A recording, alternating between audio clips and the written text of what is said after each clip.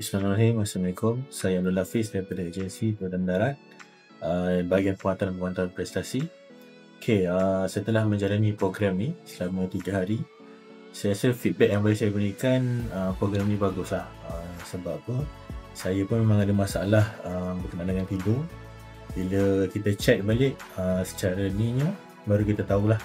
Macam saya tidur tu dapat dalam 4 jam, 5 jam macam tu je saya kan. Tapi bila dah buat program ni, telah diajar dari segi basis dia, and then dapat report dan sebagainya, kita dapat tahulah sebenarnya tidur saya tu sangat tidak berkualiti lah.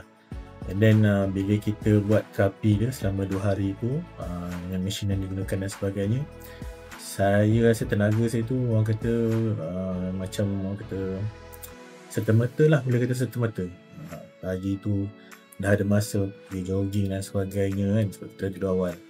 Dan kalau ikutkan pada saya, yang memberi kesedaran pada saya, benda ni sebenarnya berbalik kepada kita punya sunnah-sunnah Nabi pun, cara tidur, kenapa kita kena jaga badan kita dan sebagainya lah. So saya juga memberi yang apa, boleh kata mengajak tuan-tuan puan untuk bersama-sama jugalah untuk kita menjaga tidur, supaya macam saya selalu juga microsleep.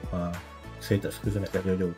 Tapi baru 2-3 hari lepas, bila kita pergi Melaka dan sebagainya tu, saya memang tak ada isu lah tentang terlelap waktu drive.